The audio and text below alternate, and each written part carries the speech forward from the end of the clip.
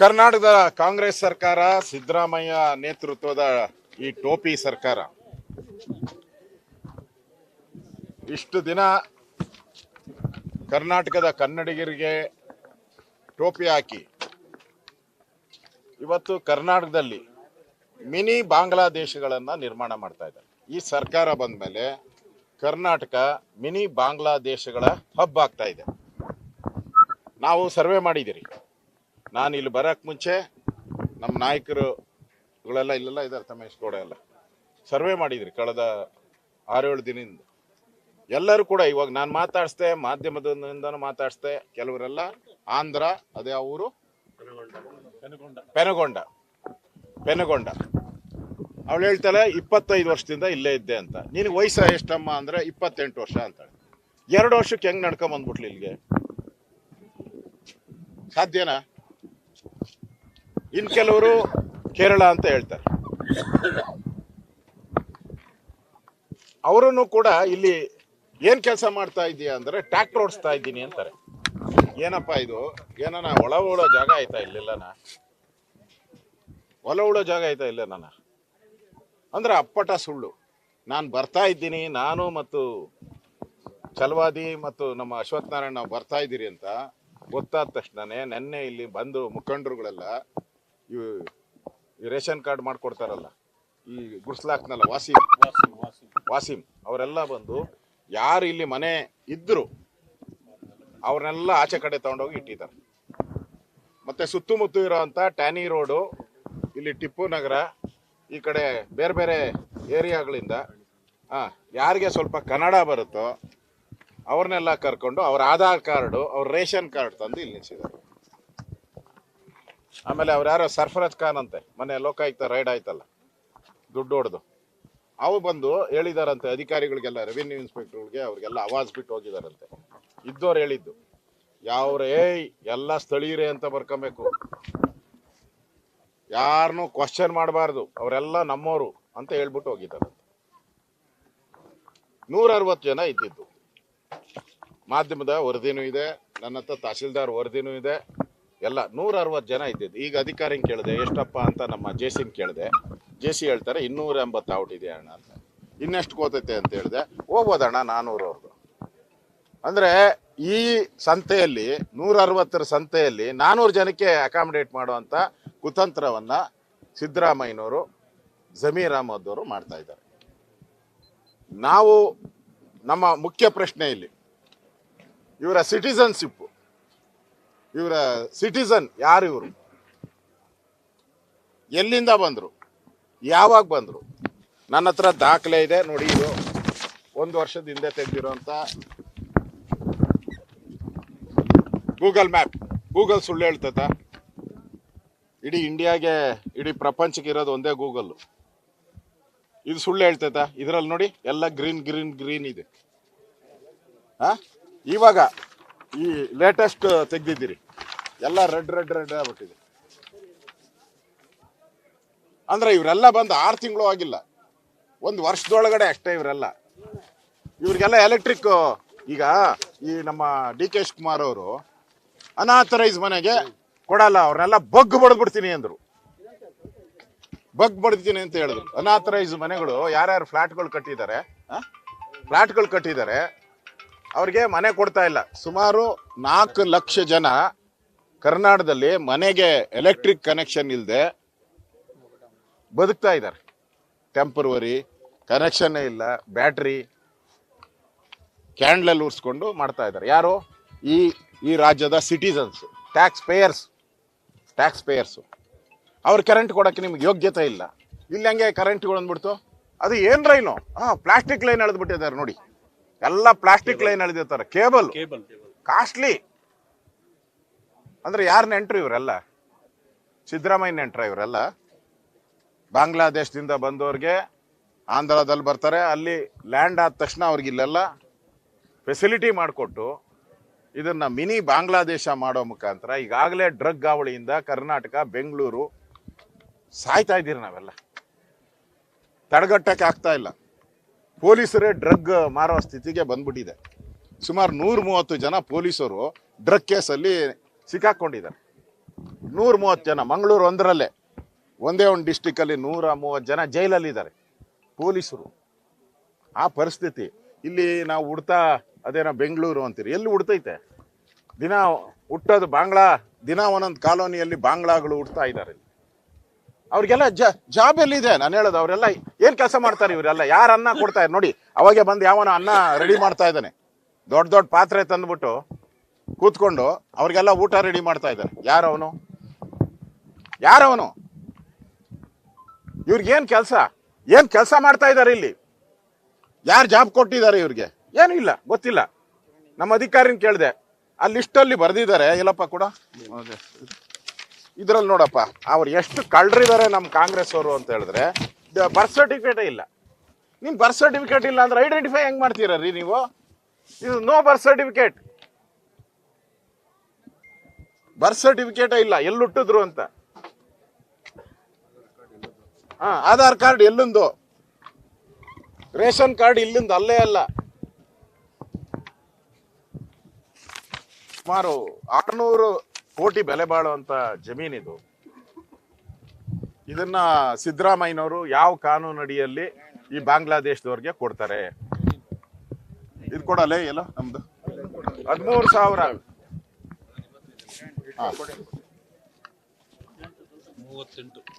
38 ಲಕ್ಷ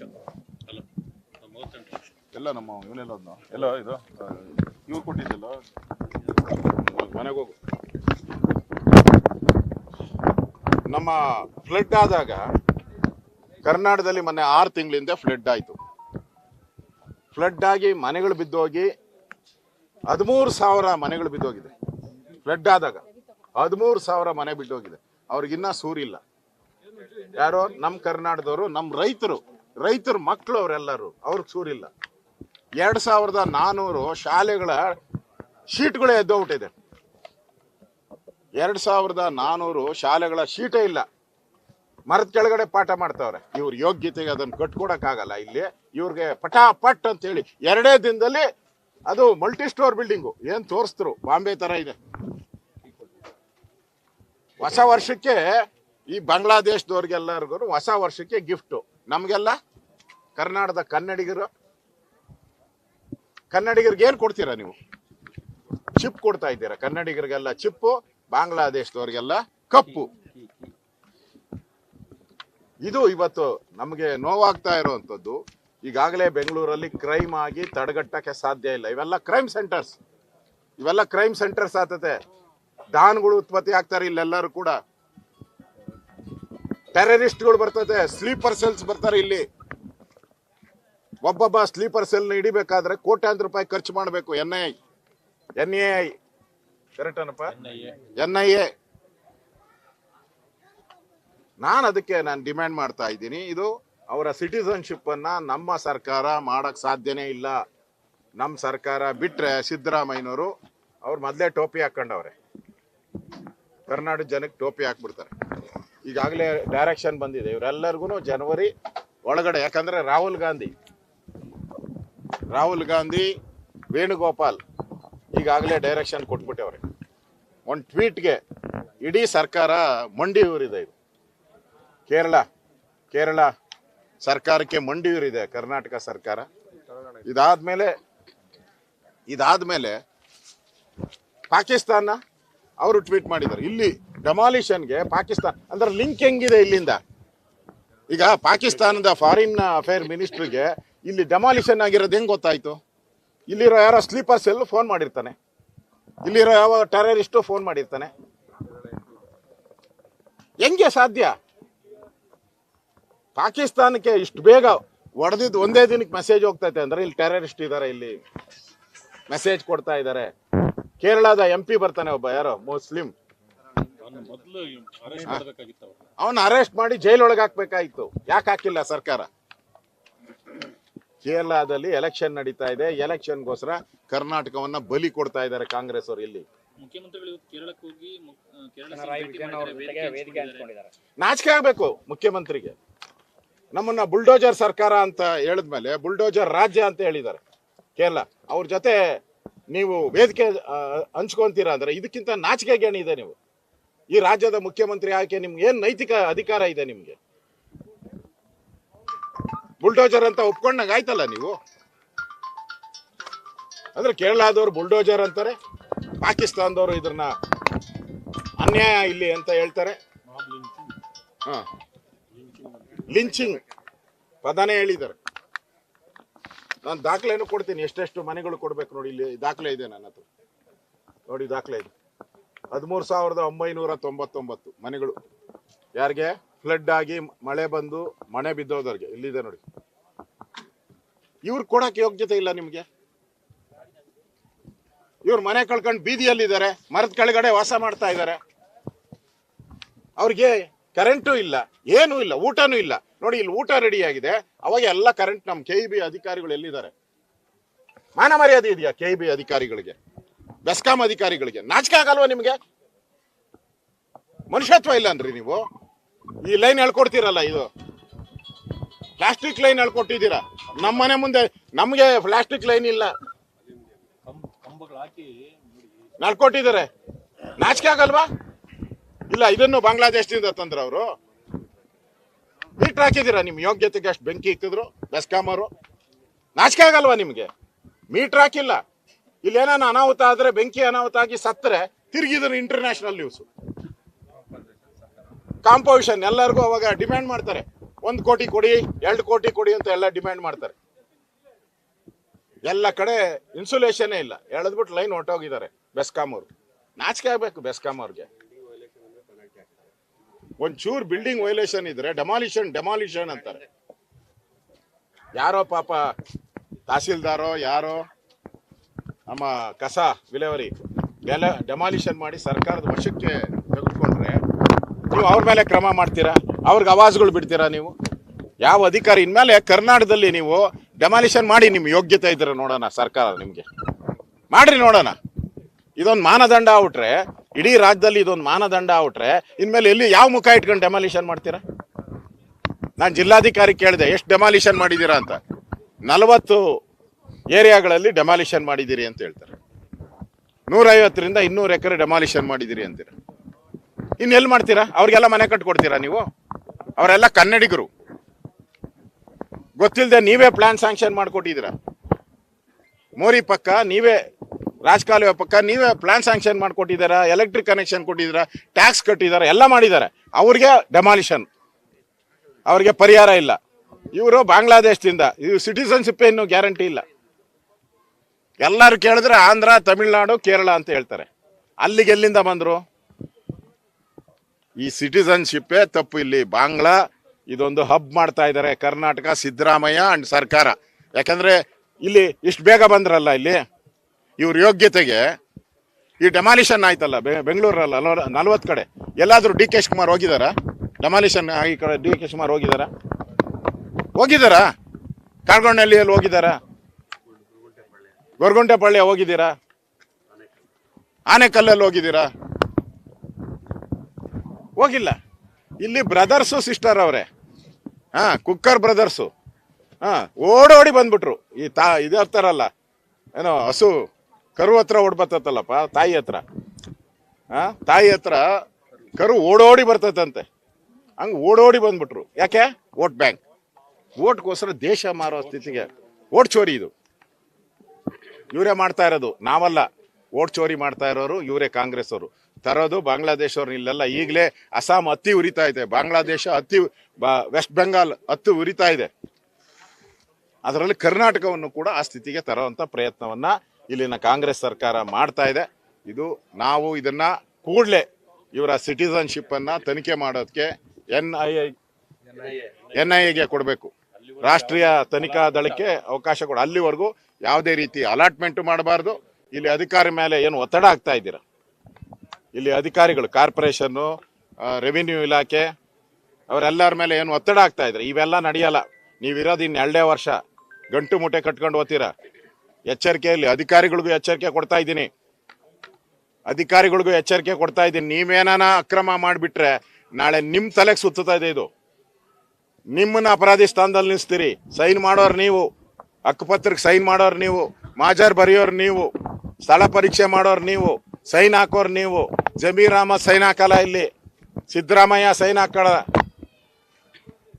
ಅದಕ್ಕೆ ಎಚ್ಚರಿಕೆ, ಅಧಿಕಾರಿಗಳಿಗೂ ಎಚ್ಚರಿಕೆ ಕೊಡ್ತಾ ಇದ್ದೀನಿ. ನೀವೇನಾದ್ರೂ ತಪ್ಪು ಮಾಡಿದ್ರೆ ಮುಂದೆ ಇನ್ನು 2 ವರ್ಷಕ್ಕೆ ನೀವು ಎನ್ಕ್ವೈರಿ ಸ್ಥಾನದಲ್ಲಿ ಕಟ್ಕಟೆಯಲ್ಲಿ ನಿಂತ್ಕೊಬೇಕಾಗ್ತದೆ.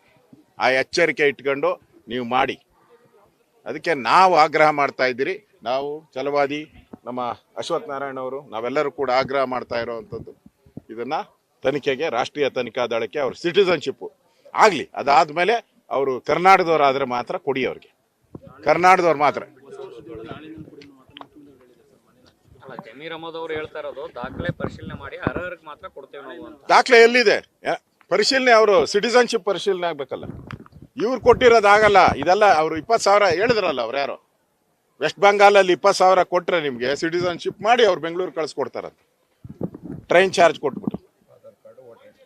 ಇಲ್ಲಿ ಬಂದ ತಕ್ಷಣ ಅವ್ರಿಗೆ ಇಲ್ಲಿ ಗ್ಯಾಂಗ್ ಇದೆ. ಗ್ಯಾಂಗ್ ಈಗ ಅವನು ಯಾರೋ ಇಲ್ಲಿ ಲೇಔಟ್ ಮಾಡಿದ್ನಲ್ಲ, ಯಾರು ವಾಸಿಂ, ಅವನು ಮಾಧ್ಯಮದ ಮುಂದೆ ಬಂದು ಪತ್ರಿಕಾ ಹೇಳಿಕೆಯನ್ನು ಕೊಡ್ತಾನೆ. ಅವನಿಗೆ ಯಾಕೆ ಒಳಗಾಕಿಲ್ಲ? ಅವನ ಹೆಸರಲ್ಲಿ ಲೇಔಟು, ರೌಡಿ ಶೀಟರ್ ಅವನು ರೌಡಿ ಶೀಟರು, ಅವನ ಹೆಸರಲ್ಲಿ ಲೇಔಟು. ಏನು ಇವ್ ಮಹಾತ್ಮ ಗಾಂಧಿನ, ಅಂಬೇಡ್ಕರ್ ಇವನು? ಯಾರು ಕೆಂಪೇಗೌಡನ ಇವನು? ಬೆಂಗಳೂರು ಯಾರು ಇವನು? ಅವನ ಹೆಸರಲ್ಲಿ ಒಂದು ಲೇಔಟು, ಕಾಂಗ್ರೆಸ್ ಏಜೆಂಟ್ ಅವನು. ಇದು ಈ ಜಮೀನು ಇದು ರಾಜ್ಯ ಸರ್ಕಾರಕ್ಕೆ, ಕರ್ನಾಟಕದ ಜನಗಳಿಗೆ ಸೇರಿರೋದು. 600 ಕೋಟಿ ಬೆಲೆ ಬಾಳೋ ಜಮೀನಿದು. ಇದನ್ನ ಉಳಿಸೋವಂಥದ್ದು ನಮ್ಮೆಲ್ಲರ ಕರ್ನಾಟಕದ ಜನ, ನಾನು ಕರೆ ಕೊಡ್ತಾ ಇದ್ದೀನಿ, ಕರ್ನಾಟಕದ ಜನ ಇದ್ರ ವಿರುದ್ಧವಾದಂಥ ಚಳವಳಿಯನ್ನ ಮಾಡಬೇಕು. ಆಗ ಮಾತ್ರ ಈ ಸಿದ್ದರಾಮಯ್ಯನವರಿಗೆ ಬುದ್ಧಿ ಬರ್ತತೆ. ಇಲ್ಲ ಅಂದ್ರೆ ಇವರು ಕೇರಳ ಮತ್ತು ಪಾಕಿಸ್ತಾನಕ್ಕೆ ಮಂಡಿ ಊರಿ ಈ ಎಲ್ಲನೂ ಕೂಡ ಈ ಬಾಂಗ್ಲಾ ನಿರಾಶ್ರಿತರಿಗೆ ಕೊಟ್ಟು ನಮ್ಮ ರಾಜ್ಯವನ್ನ ಬಾಂಗ್ಲಾ ಹಬ್ ಮಾಡಕ್ಕೆ ಹೊರಟಿದ್ದಾರೆ ಕಾಂಗ್ರೆಸ್ ಸರ್ಕಾರ. ಇದನ್ನ ಖಂಡಿಸ್ತೀನಿ.